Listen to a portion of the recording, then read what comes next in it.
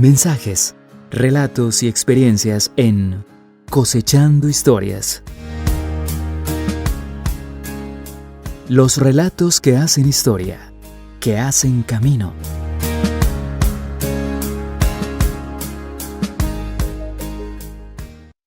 Ser filántropo o ser altruista, muchos seres humanos lo traen implícito en su vida.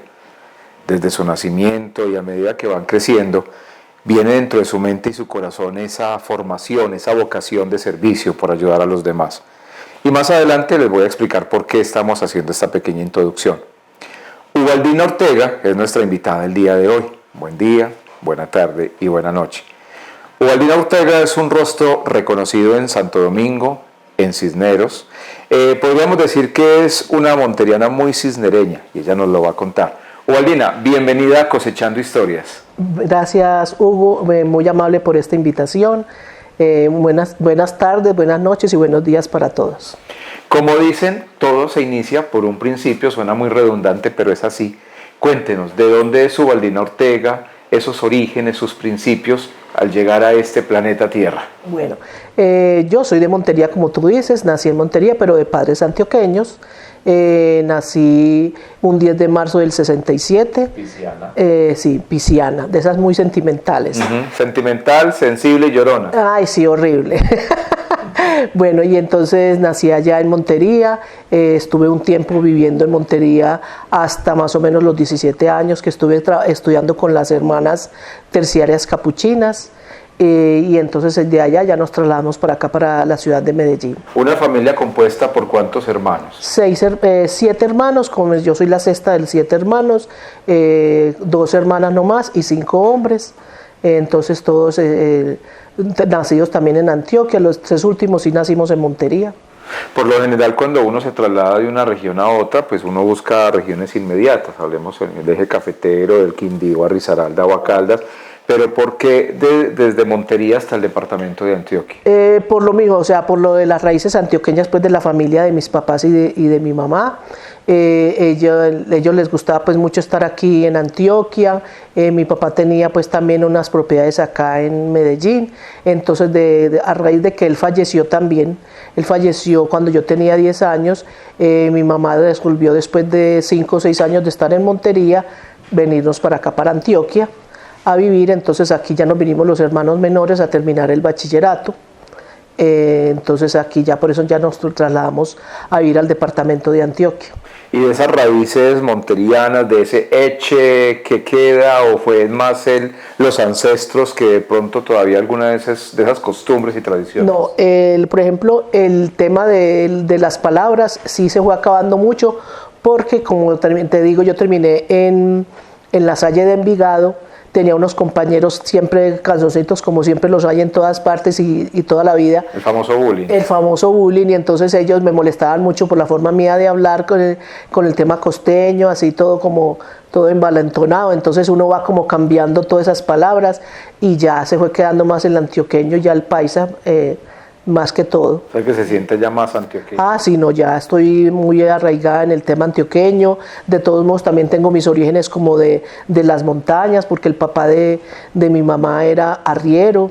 Entonces, todo ese tema de las montañas, de toda la tradición y todo lo bueno que tiene Antioquia se le va quedando a uno, y el conocimiento y las personas que va conociendo a través del tiempo, vamos quedando con todas esas raíces. Y cuando llegan esos 17 años que usted nos mencionaba en un principio, ¿qué comenzó a pasar en la vida de ustedes como familia y como persona? Bueno, el tema, por ejemplo, a mí me gustaba mucho el trabajo comunitario desde pequeña, porque inclusive yo cuando estaba más pequeña me gustaba mucho lo de la infancia misionera. Entonces a mí me llegaban, en ese tiempo todavía llegaba por correo los folleticos y todo eso, y mantenía mucho ese tema, reunía niños.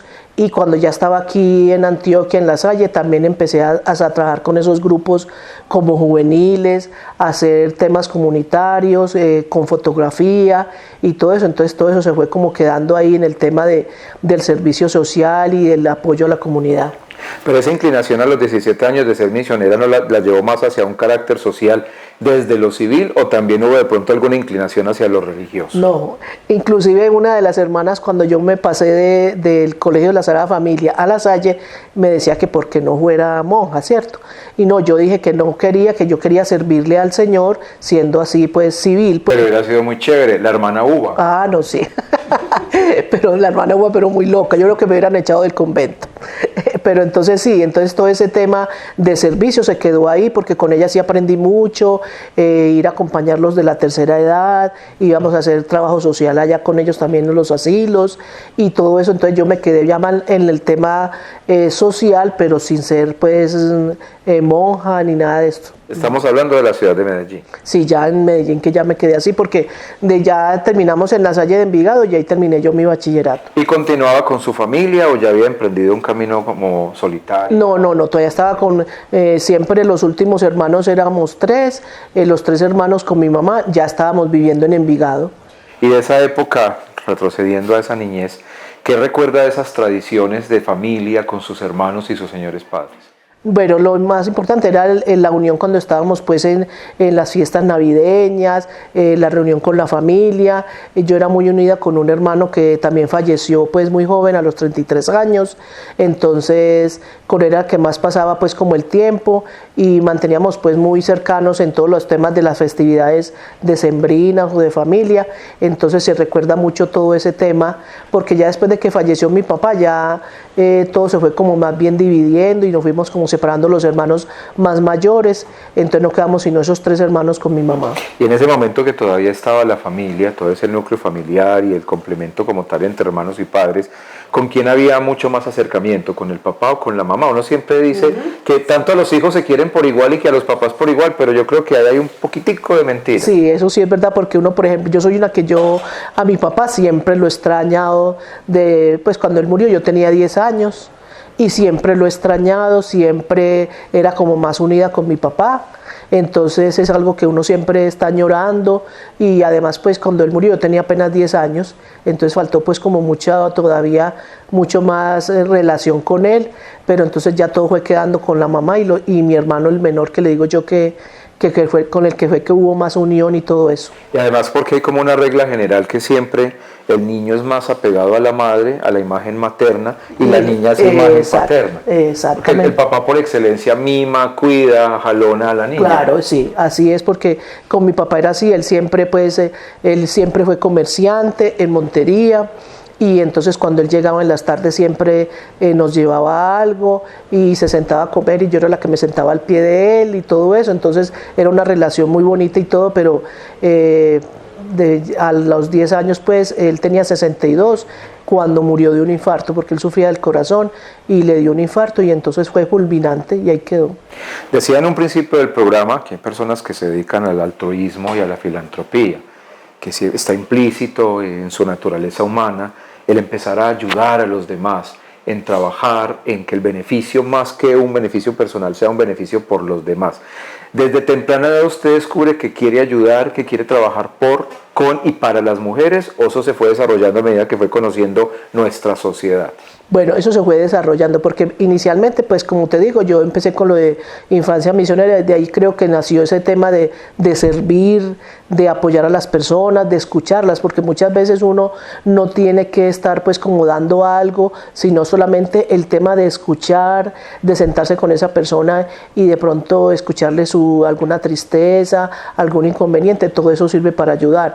Entonces empezamos pues como le digo, como infancia misionera, pero a medida que ya empezamos a crecer, pues ya con las amistades y con las amigas, pues ya empezó también a verse la vocación del tema de empoderar y ayudar a las mujeres. De esos primeros años, cuando comienza con la misión, a ayudar a la infancia, ¿alguna anécdota, un momento que uno dice de pronto voy a tirar la toalla, o por el contrario, con mayor fuerza trabajaba por la niñez? Ah, sí, porque es que uno no, o sea, nunca he desistido de ese tema, porque siempre antes me gustaba mucho, antes añoraba pues como de pronto tener como un grupo más fortalecido y más grande de niños para ayudarlos en ese tema de la infancia misionera, pero también eso fue algo que se fue acabando, porque ya pues los folleticos ya no llegaban, o sea que ya con la tecnología todo eso se ha acabado y se ha cambiado mucho, entonces no he desistido. Antes, ya ahora con el tema con las mujeres y el empoderamiento, uno se fortalece más y les gusta como más seguir así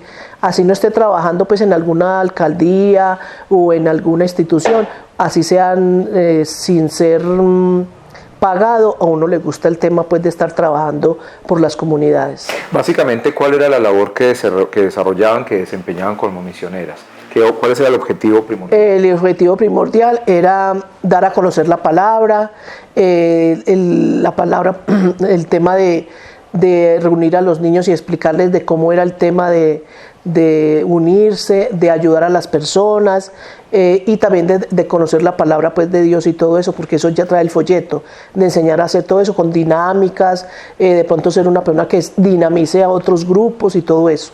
Y era una época donde más allá de la religión como tal era la catequesis, la historia sagrada. Recuerdo que van a entregar unos documentos y a partir de esos documentos, desde lo religioso y lo social, se enfocaba la vida cristiana. Sí, por ejemplo, el folleto era más que todo así, de hacer catequesis, lo que llaman pues ahora catequesis también, que le enseñan a los niños de pronto para la primera comunión y todo eso.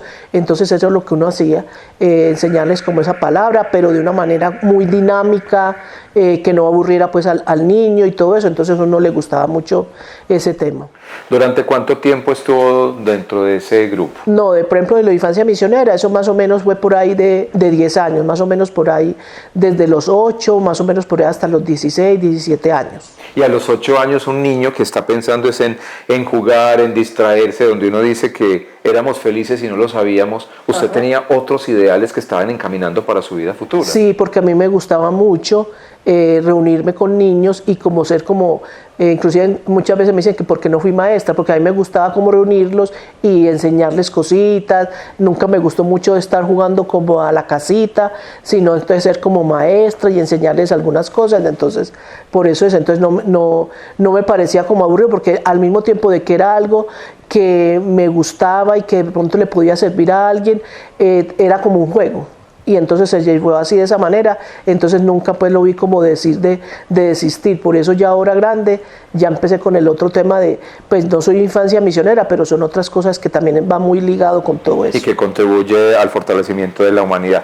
Son 10 años dentro de esta labor, termina su bachillerato, ¿y qué sigue para Waldina Ortega? Bueno, no, yo ya empecé a estudiar en la universidad, estudié administración de empresas, pero apenas pues 4 semestres, porque ya conocí al papá de mis hijos. Entonces ya me dediqué pues al tema familiar, y ya entonces después de que mis hijos ya crecieron por ahí de 8 o 10 años, ya sí empecé a hacer el trabajo nuevamente, porque a uno siempre cuando está de mamá y los niños muy pequeños, pues uno está como muy ahí inmerso en ese tema. Pero entonces al separarme de él, ya empecé pues el trabajo ya más comunitario. En las comunidades me buscaban, por ejemplo, para que fuera candidata al consejo. Entonces a raíz de todo eso uno conoce mucha gente y le salen muchas capacitaciones. Entonces en todo el tema de liderazgo, en el tema de normatividad para las mujeres, o de toda la ley comunitaria, de pronto también con juntas de acción comunal. Entonces ahí empieza todo ese proceso. ¿Para esa etapa de la vida se encontraba uno en Medellín o ya se había trasladado a otro municipio, a Cisneros? No, todavía no estaba en Cisneros. Estábamos en Copacabana, porque estaba pues viviendo con mi mamá. Pues yo viví con el papá de los niños en Medellín, pero al separarme me fui para donde mi mamá. Ella vivió una parte en Marinilla y otra en Copacabana. Entonces ahí estaba con ellos, con todo ese tema pues de liderazgo, pues empezando como los primeros pinitos, como se dice. Y ya me trasladé, un día pues vine a pasear a Cisneros y ahí conocí a la persona con la que ya vivo ahora. ¿Y se quedó en Cisneros? Y ya me quedé en Cisneros, y ahí empezó todo el tema también como del proceso de servicio social y comunitario, como te digo, con el tema de ser candidata al consejo. No llegué pues al consejo, pero entonces de ahí ya me quedó como otra vez ese inicio y esas ganas de empezar a hacer todo ese trabajo comunitario y social. Todos de alguna manera y en algún momento de nuestra vida vemos a través de los medios de comunicación, sea porque lo veamos en televisión, lo escuchemos en radio, lo leamos, de las injusticias y la desigualdad que hay en el mundo. Pero nos quedamos ahí, solo observamos, criticamos, pero no hacemos nada. ¿Qué se necesita para comenzar a actuar? Y usted dice, yo voy a dedicarme por entero a trabajar por la mujer, con y para la mujer, como lo decía hace algunos momentos, donde ellas se sientan incluidas dentro de una sociedad. Bueno, eso lo lleva a uno con el tema, pues, primero que todo, la formación que tiene. O sea, yo no he hecho, pues, como decir, una carrera en ese tema, pero sí muchos diplomados, con varias ONG, también con la Secretaría de las Mujeres de la Gobernación. Entonces, a raíz de la normatividad que uno conoce, las leyes que ahora están pues tan a favor de las mujeres, entonces uno mira ese proceso y ya con el trabajo que uno tiene en las comunidades, uno mira que muchas veces todo eso, esas palabras de aliento, todas esas leyes que uno conoce y que uno les da a conocer a ellas, lo impulsan más a uno a seguir con ese trabajo. Y es que a pesar que intentemos decir lo contrario, Colombia se ha caracterizado porque es un país excluyente, machista y racista. Eso es un secreto a voces en nuestra sociedad, donde todavía el machismo encamina, y lamentablemente se ha ido encaminando a que esto no sea así para siempre, pero el machismo permanece en Colombia. Sí, es que uno muchas veces todavía ve, por ejemplo, el año pasado con el tema de Escuela Busca Mujer Adulta que se hizo en el municipio de Santo Domingo, una niña muy joven con muchas ganas de terminar el estudio, pero ya estaba casada o vive pues con alguien. No pudo empezar porque el esposo le dijo que no la dejaba ir, no la dejaba participar. Entonces es algo que uno dice, pues a este pleno siglo XXI, y que todavía pues existan personas que no puedan ser libres, autónomas, como les digo yo. Entonces ella más bien se quedó quieta en stand-by, como se dice, porque no pudo seguir, porque no tenía la aprobación y el apoyo del esposo. Otras y conocí mujeres también excelentes, de mucha edad también, como de 40, 50 años, y que están felices terminando de estudiar y que quieren seguir estudiando, que eso lo alegra mucho a uno porque uno les da toda esa energía y toda esa valoración para que vean que nunca es tarde para empezar. Así es. Y antes de continuar con esta historia, como dicen que yo a veces también leo como que la mente, por allá estoy viendo un nombre, Camilo Zapata, y una época en que vendían pan de quesos. Camilo es mi hijo mayor, en ese momento tiene 35 años, él vive en Pereira, nosotros también sí, porque ese es otro tema, el emprendimiento. Ahí nosotros, por ejemplo, cuando yo estaba estudiando y todo, también hacíamos pan de quesos, y ellos me ayudaban, mis dos hijos, nos levantábamos y hacíamos pan de quesos y llevábamos a vender a las máquinas en Cisneros, o trapiches que llaman. Entonces ellos me ayudaban mucho, por ejemplo, me ayudaban a hacer toda la masa y todo el pan de queso, y también iban a las máquinas y los vendían.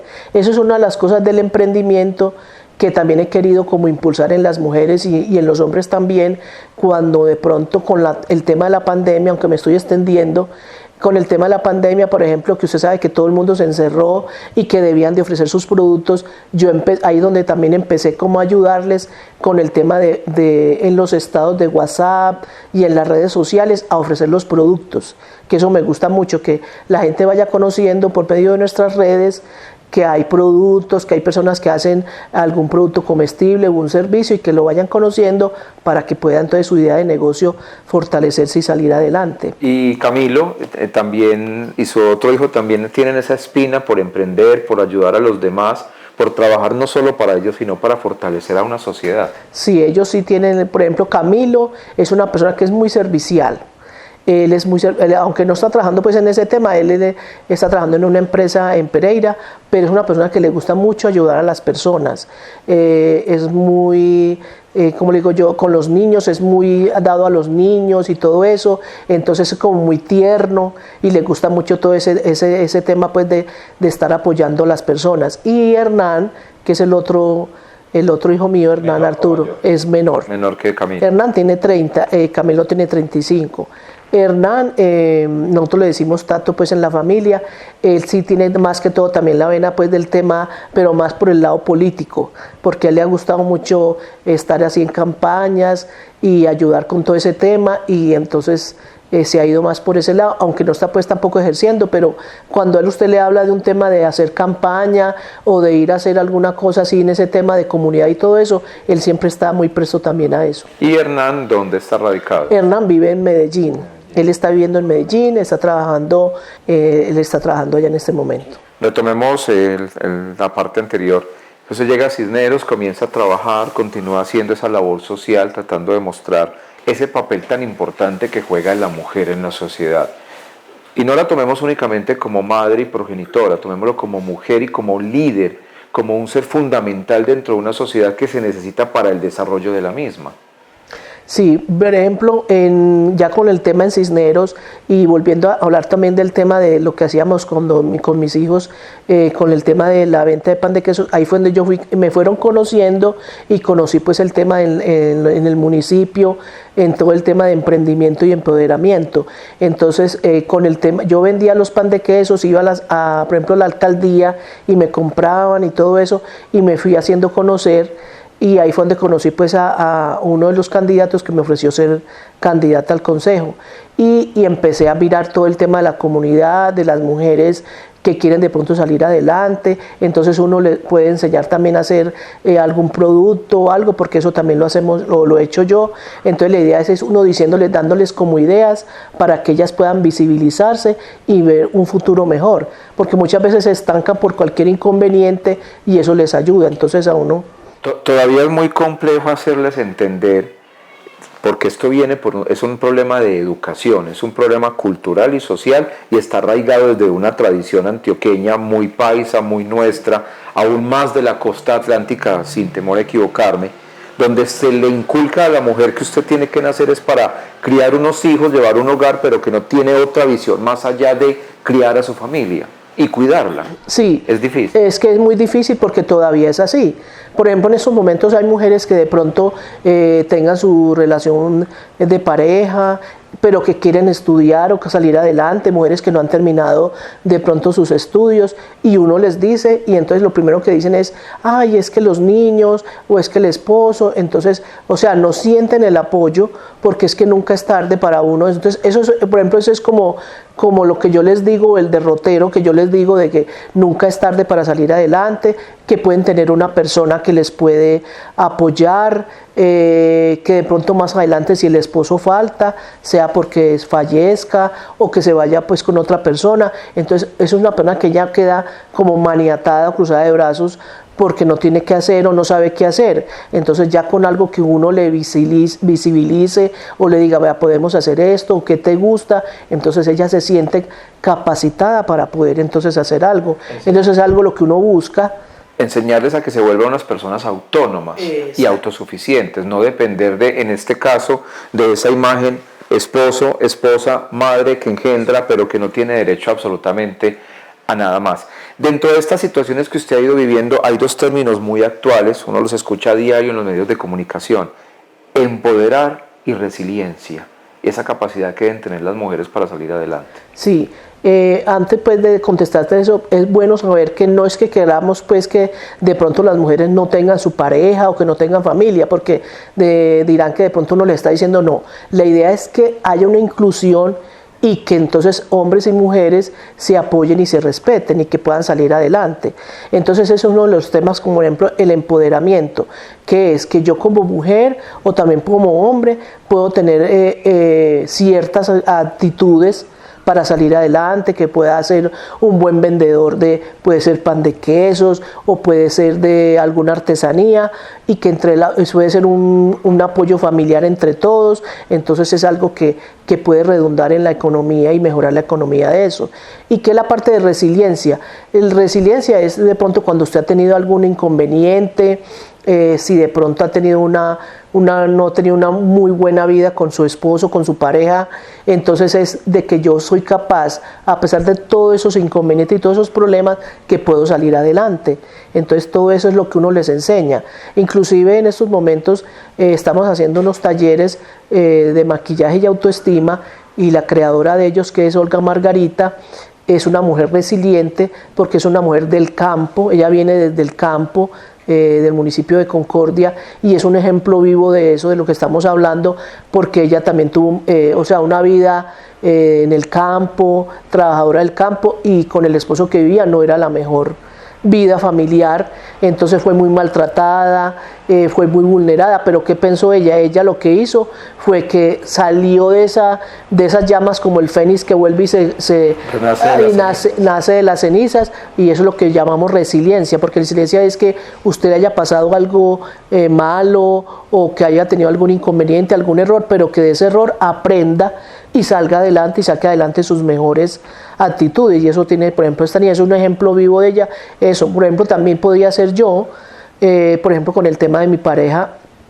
El papá de mis hijos no era la mejor relación y por eso tuvimos que separarnos. Entonces uno muchas veces dice, no, pues si me fue tan mal, de pronto me va a ir peor con la otra persona.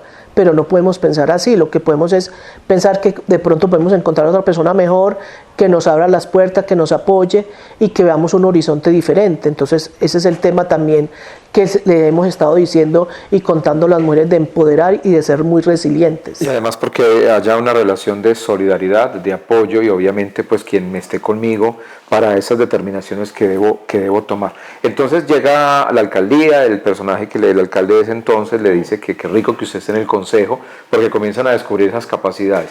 ¿Qué continuó para usted? Bueno, de ahí ya entonces ya empecé el tema, como usted dijo, de líder, y también estaba pues trabajando, porque yo trabajé en una empresa de red de gas natural, que fue la que trajo pues el gas natural a Cisneros, que era una empresa de Ibagué, que ya ahora pues lo tomó el EPM, ¿cierto? Entonces, mediante hacía eso, estaba pues también estudiando y me fui dando a conocer pues de las personas y todo eso. Entonces, con las capacitaciones me di cuenta yo de que yo podía hacer esa ayuda y ese servicio comunitario a las personas. Y entonces ya mis hijos se fueron para Medellín, se fueron a vivir con la abuela, y entonces ya me quedé pues en Cisneros, ya trabajando en ese tema con esa red de gas. Y ahí mismo, porque usted sabe que, o sea, muchas personas no lo ven así, pero por ejemplo yo era auxiliar administrativa en la empresa, pero al mismo tiempo usted conoce mucha comunidad, porque las personas van por cualquier inconveniente. Entonces uno lo que trata es de hacer el valor agregado, de atender y al mismo tiempo ir conversando con las personas y ayudándolas en lo que uno más pueda entonces en ese tema.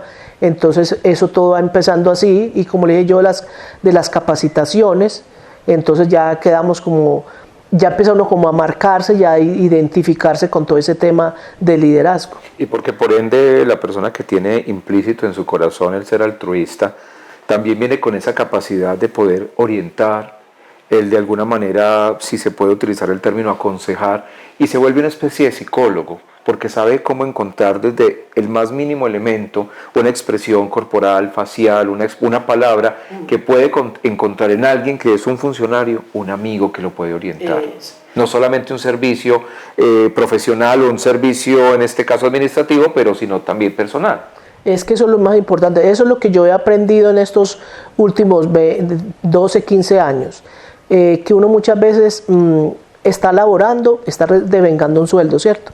Pero muchas veces uno también se le termina por decir el contrato o algo, y las personas que están en el puesto llegan hasta ahí y no más. Yo no lo he hecho así. Yo he querido que, además de que estoy laborando y puedo más adelante encontrarme con esa persona y que necesite mi apoyo o mi orientación, estoy ahí para eso. Eso es lo que queremos. Entonces eso es lo que yo me he fijado en la vida pues desde 10 años para acá, del tema de que las mujeres se sientan empoderadas y que se sientan apoyadas. Entonces, por ejemplo, me encontré con una señora de las que estudiaron el año pasado, Escuela Busca Mujer Adulta, y la saludé, y uno siente pues esa cercanía, esa familiaridad. Le pregunté cómo estaba y prácticamente casi llorando me dijo que tenía muchos problemas. Entonces hablamos un ratico, la sentí como más tranquila y le dije, bueno, de todos modos, pues yo no soy psicóloga, pero si quiere llámeme, y seguimos hablando, porque eso es muy importante, escuchar a las personas. Lo que tú decías, uno no es psicólogo, pero uno solamente con que lo escuchen. Y ahora en este tema, lo que se ha ido desde la pandemia, que con tanto encierro y todo, la gente se ha deprimido mucho, la ansiedad es lo que está prácticamente como acabando las personas, esos infartos fulminantes. Entonces, que tú lo escuches o que te escuchen es algo que beneficia mucho a las personas. Y en muchas ocasiones simplemente que te escuchen, así no opines o no lo aconsejes. Sí. En este momento, ¿qué labor está desarrollando Ubaldina en el municipio de Cisneros? Sabemos que estuvo en Santo Domingo, sí, porque es una cara muy conocida en el pueblo. Sí, no, vea, yo pues fui autoridad de género en el periodo 2016-19 en Cisneros. De ahí pues también tenemos todo ese perfil, toda esa historia del tema del apoyo y la ayuda a las mujeres. Hice las capacitaciones también de mujeres políticas en ese tiempo estaba la secretaria, la doctora Luz Imelda, que nos ayudó mucho con todo el tema de evolución. Ella dice que no es evolución sino revolución, que eso es lo que queremos, pues revolucionar a las mujeres, que se empoderen y que sean unas mujeres emprendedoras. Y el año pasado pues me dio la oportunidad de estar aquí en Santo Domingo también en el mismo tema, con las mujeres, visitándolas, enseñándoles de qué se trata el empoderamiento, que conozcan la normatividad, porque muchas veces creen que solamente el tema de mujeres es ir y enseñarles a hacer alguna manualidad o algo, pero no, lo importante es también que ellas sepan que hay una normatividad, que hay unas leyes que las cobijan, que las ayudan, que las apoyan, que hay muchas instituciones también que las ayudan. Entonces, independiente de lo que sea. Entonces, en ese tema conocí en una red de mujeres a una joven, Olga Margarita, que es de Concordia. Ella es la creadora de los talleres de maquillaje y autoestima. Entonces este año, como no tuve contrato aquí en Santo Domingo, con ella empecé a hacer como todo el tema de la gestión, de ir a los municipios y ofrecer ese proyecto. ¿Y les ha ido bien? Y nos ha ido bien, gracias a Dios. Estamos aquí en Santo Domingo, en Cisneros ya llevamos 2 talleres, estamos en Maceo, estuvimos en Caracolí, que más de 30 mujeres se quedaron allá empoderadas y con el autoestima en el punto más alto, como se dice el eslogan de los talleres. O sea, eso es lo que estoy haciendo yo, como gestionando en los municipios donde tengo personas conocidas de la alcaldía o a líderes, concejales. Entonces eso es lo que estoy haciendo, como todo ese tema de gestionar, de decirles que es un taller muy importante, que no solamente que la mujer se va a embellecer o se va a aprender a maquillar, sino que interiormente también le hablamos del tema de autoestima, de autocuidado, de cómo se empodera ella al tener ese emprendimiento, y también de que ella se puede querer y estimarse mucho más. Y aunque Ubaldina físicamente ya no se encuentra en Santo Domingo, pero sabemos que a partir de este programa, para quienes tienen la oportunidad, sobre todo las mujeres, de verlo a través del canal Dominicano TV y en las redes sociales, ¿dónde la podemos localizar para ellas quien quieran seguir conversar con usted, escucharla, hablar sobre eso tan importante que es lo de la autoestima desde el maquillaje? Aquí va a aparecer en la pantalla y usted nos cuenta. Sí, en Instagram estoy como Uva Curuba, y en Facebook Ubaldina Ortega, Uva Curuba. También está lo de talleres de maquillaje y autoestima, así aparece en Instagram y en Facebook. Ahí se pueden enterar de qué se trata lo que estamos haciendo con este proyecto de apoyar y ayudar a las mujeres. Todos venimos de una mujer, somos hijos, y de una u otra forma en la vida, desde la niñez, la adolescencia, la juventud, la edad adulta, una mujer ha hecho parte de nuestra vida, como amiga, como esposa, como madre, como profesional, o un término que yo sé que es uno de los que más le agrada a Ubaldina, empoderada. La mujer tiene mucho que dar, mucho que ofrecer, mucho que entregar, y tenemos que cambiar ese concepto del machismo, donde la mujer solamente fue criada para engendrar hijos y llevar un hogar. Ubaldina, muchísimas gracias por haber aceptado nuestra invitación. No, gracias a ustedes por esta oportunidad.